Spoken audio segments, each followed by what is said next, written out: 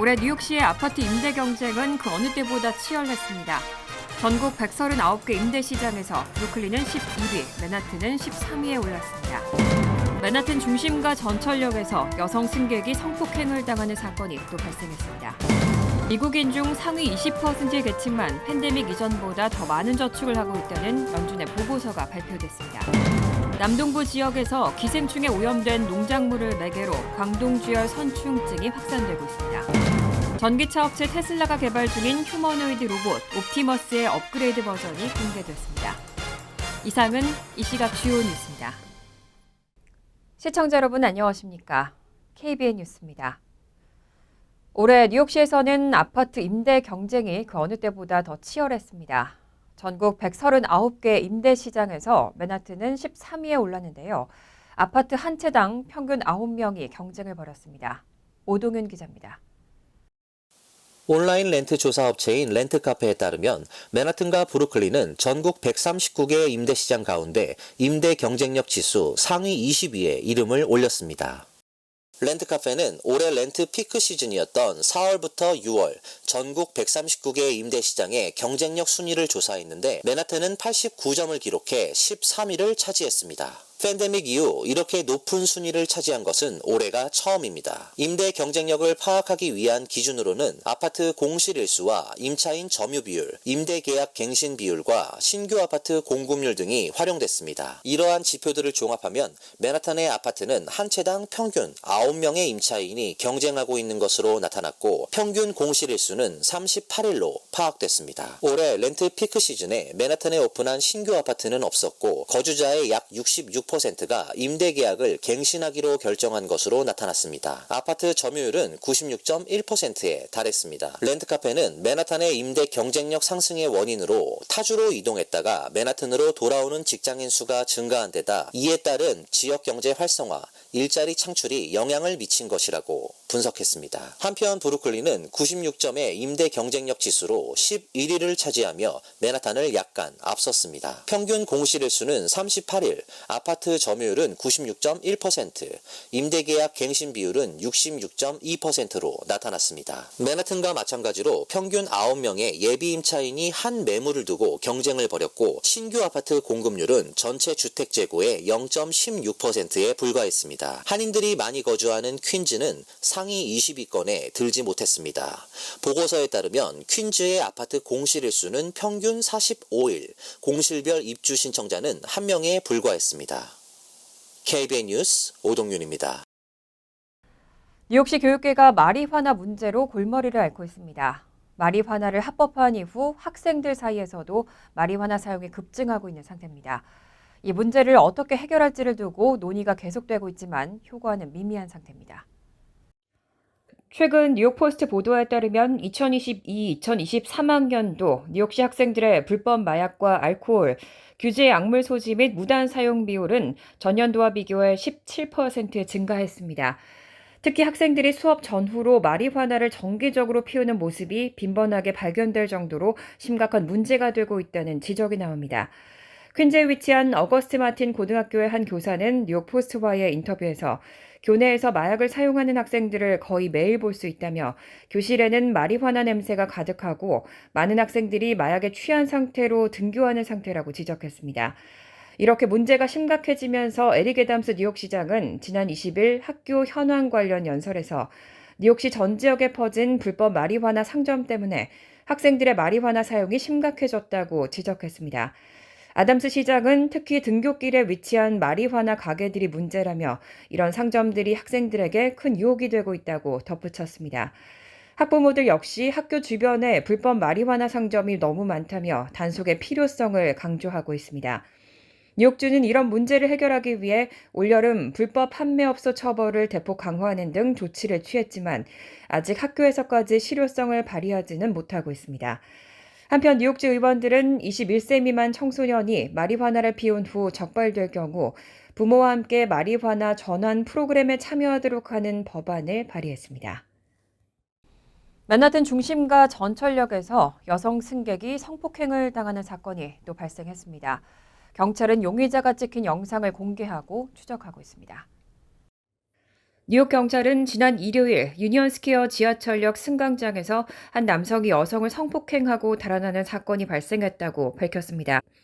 경찰에 따르면 용의자는 일요일 새벽 3시 25분 유니언스퀘어역에서 북쪽 방향 N전철을 기다리던 24세 여성에게 다가와 가슴을 만지는 등 성추행을 하고 도망가려는 여성을 강제로 바닥에 쓰러뜨리고 머리를 바닥에 부딪히는 등 폭행을 가하고 이어 성폭행까지 저질렀습니다. 이후 용의자는 다른 행인이 다가오자 여성의 휴대전화를 빼앗아 달아났습니다. 피해 여성은 치료를 위해 마운트 사이나이 병원으로 옮겨졌고 정확한 상태는 알려지지 않았습니다. 경찰은 용의자가 전철역 개찰구를 통과하는 영상을 공개했습니다. 40대로 추정되는 용의자는 6피트 키에 160파운드 내외의 흑인 남성으로 추정되고 있습니다. 밥 메넨데스 상원 의원은 민주당의 상원 외교위원장직을 이용해서 수십억 달러의 뇌물을 받고 또 이집트 정부와 기업인들에게 이익을 제공한 혐의로 기소됐는데요. 어제 성명을 발표하고 모든 혐의를 부인했습니다. 검찰은 밥 메넨데스 상원 의원의 집에서 10만 달러 상당의 금괴와 50만 달러의 현금을 증거물로 확보하고 압수했습니다. 하지만 메넨데스 의원은 해당 현금은 뇌물이 아니라 자신이 개인적으로 저축한 돈이라고 주장하고 비상금으로서 집에 보관했던 것이라고 밝혔습니다. 부모님이 쿠바에 있을 때부터 집에 현금을 보관하는 습관이 있었고 그런 습관이 이어진 것이라는 해명입니다.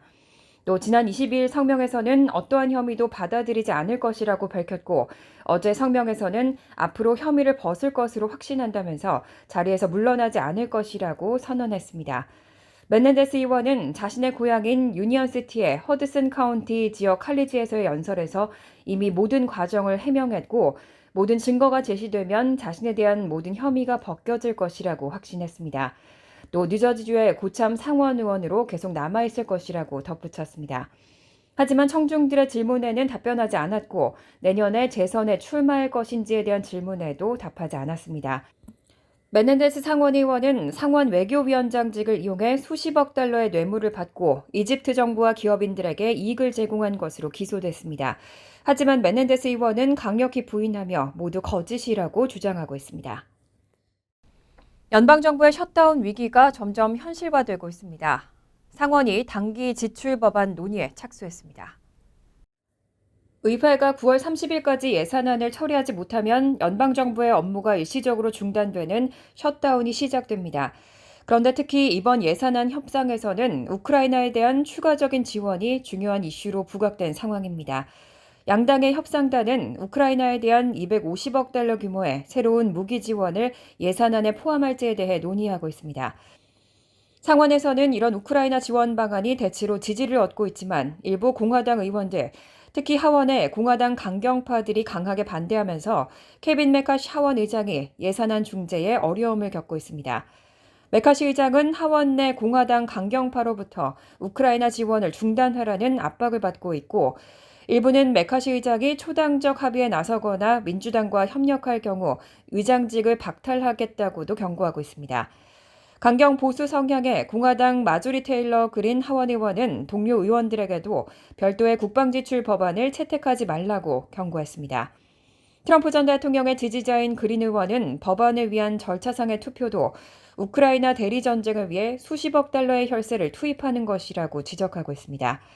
의회는 지난해 2월 24일 러시아가 우크라이나를 침공한 이후 우크라이나에 1,130억 달러 규모의 군사적, 인도적, 경제적 지원 패키지를 승인한 바 있습니다. 여기에 바이든 대통령은 240억 달러를 추가로 요구하고 있습니다. 미국인 중 상위 20%의 계층만 팬데믹 이전보다 더 많은 저축을 하고 있다는 연준의 보고서가 발표됐습니다. 나머지 80%는 저축이 감소하거나 바닥난 상황입니다. 소비자의 소비력이 위축될 수 있다는 가능성을 시사하기 때문에 경제 성장의 악재로 평가되고 있습니다. 블룸버그 통신은 연방준비제도의 가계 재정 보고서를 인용해 미국의 상위 20%의 부유한 계층만이 코로나19 팬데믹 이전보다 더 많은 저축을 하고 있는 것으로 나타났다고 보도했습니다. 상위 20% 계층의 현금 저축은 팬데믹 당시보다 약 8% 더 많았지만 중산층에 해당하는 그룹인 다음 40%는 지난 분기 현금 저축액이 팬데믹 이전보다 감소했습니다. 나머지 40% 계층은 같은 기간 8% 줄었고 상위 20%를 제외한 대부분의 미국인은 2020년 3월 이후 은행 예금 및 기타 유동자산이 줄었습니다. 이런 보고서는 미국 소비자의 구매력이 위축되고 있다는 걸 나타냅니다. 빠른 경제 성장과 경기 침체 방지를 위해 그동안 소비자들이 중요한 역할을 해왔지만 지금처럼 여유 현금이 부족한 상황에서는 경기 하강의 가능성이 여전히 존재한다는 경고도 나옵니다. 샌프란시스코 연방준비은행은 이번 분기에 초과 저축의 총량이 고갈될 가능성이 있다고 추정하고 있습니다. 전반적으로 가계 순 자산은 지난 4월에서 6월 주택가격 상승과 주식의 가치 증가에 힘입어 증가하면서 사상 최고치를 기록했습니다. 하지만 이런 증가는 상대적으로 부유한 가계에 편중된 주식의 가치 증가에 힘입은 겁니다.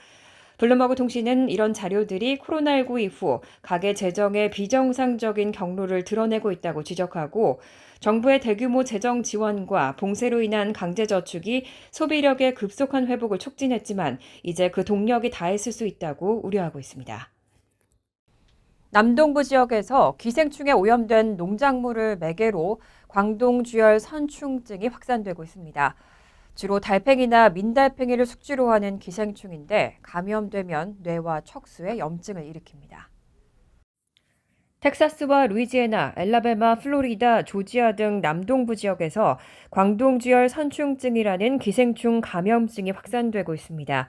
광동주열 선충은 원래 동남아시아 일대와 태평양 섬에서 주로 발견됐었는데 최근에는 미국의 남동부 여러 주에서도 발견 사례가 보고되고 있습니다. 선충류에 속하는 기생충인 광동주열 선충의 알은 들쥐의 뱃속에서 부화한 뒤 대변에 섞여 체외로 배출되고 달팽이나 민달팽이의 몸으로 옮겨가 성장을 이어갑니다. 그렇게 3기까지 큰 유충은 감염된 달팽이를 잡아먹은 들쥐의 폐 혈관으로 가서 성충이 되고 다시 알을 낳는 방식으로 번식 사이클을 이어가는 겁니다. 그런데 달팽이의 몸에 있던 광동주열 선충의 유충이 들쥐에게만 옮겨지는 건 아닙니다. 달팽이가 흘린 유충에 오염된 농작물이나 식용 달팽이를 먹게 되면 사람들도 감염될 위험이 있습니다. 감염된 경우 뇌와 척수로 이동하는 기생충이 염증을 일으키고 메스꺼움과 구토, 경부 강직, 두통, 사지저림 등 여러 증상을 초래할 수 있으며 특히 어린이들에게서는 더욱 심한 증상이 나타날 수 있습니다. 중증의 경우에는 혼수 상태에 빠지거나 사망할 위험도 있습니다. 이런 증상은 통상 2주에서 8주간 이어집니다.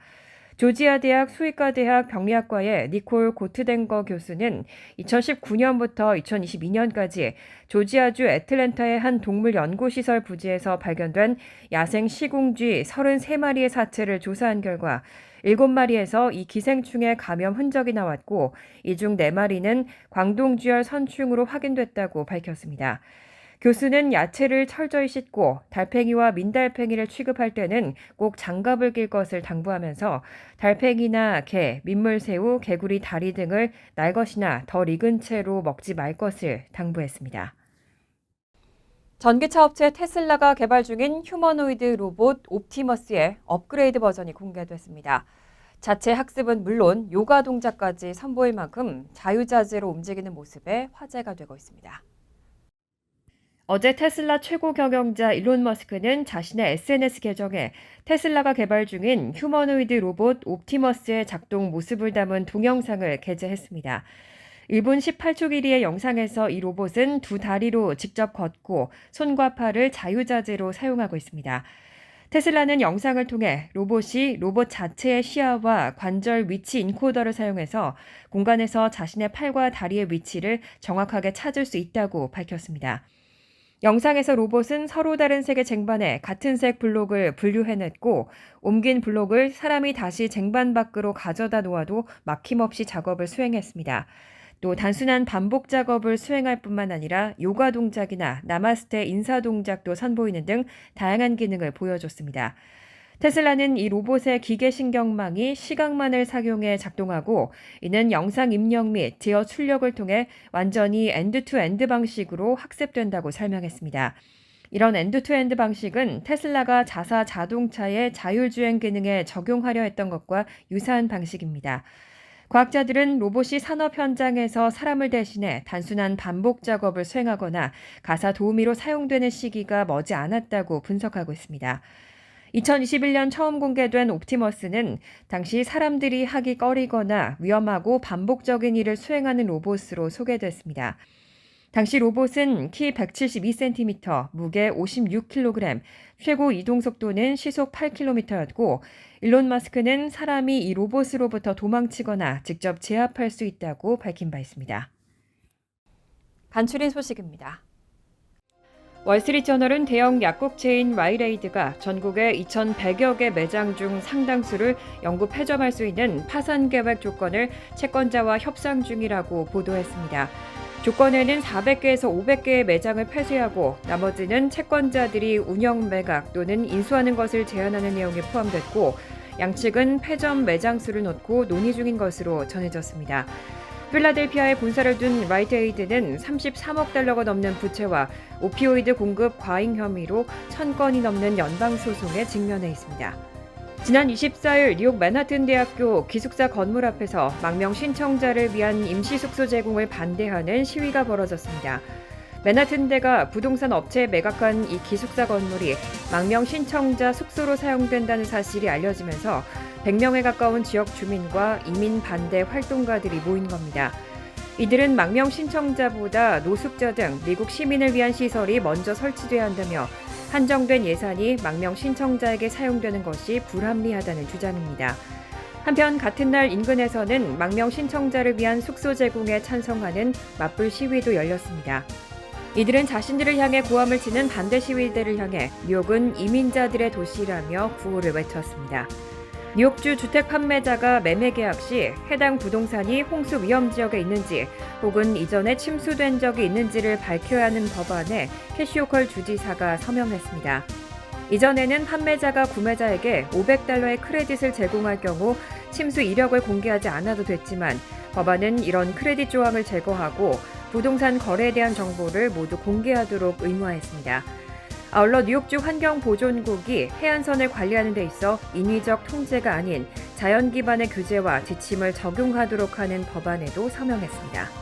지난 22일 열린 음주운전 관련 입법 청문회에서 뉴욕주 경찰은 지난해 뉴욕주에서 7,000건 이상의 음주운전 교통사고가 발생했고 이로 인해 335명이 사망했다고 증언했습니다. 2019년 관련 사망자는 262명이었는데 이보다 30% 증가한 겁니다. 의회는 코로나19 이후 약물 남용과 음주운전 사건이 증가했다며 수십 년간 쌓아온 노력에 전환이 필요하다는 주장입니다. 주 의원들은 음주운전 기준을 현재 혈중 알코올 농도 0.08%에서 0.05%로 낮추고 가중처벌 기준은 0.18%에서 0.12%로 낮추는 방안을 검토 중입니다. 환율과 증권 소식입니다.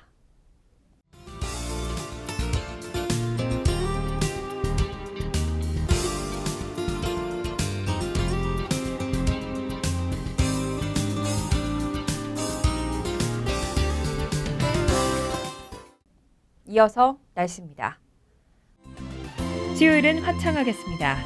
낮 최고 기온은 62도, 섭씨 17도, 밤 최저 기온은 54도, 섭씨 12도로 예상됩니다. 목요일은 화창하지만 밤 늦게는 천둥 번개를 동반한 소나기 내릴 가능성이 있습니다.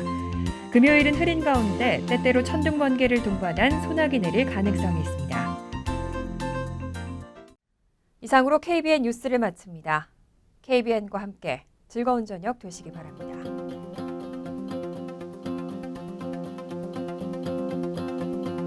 미 동부 최대 한인방송 KBN이 제작하는 KBN 뉴스는 웹사이트 mykbn.com 그리고 유튜브와 페이스북에서 다시 보실 수 있습니다. 좋아요, 구독, 알림 설정은 뉴스 제작에 큰 도움이 됩니다.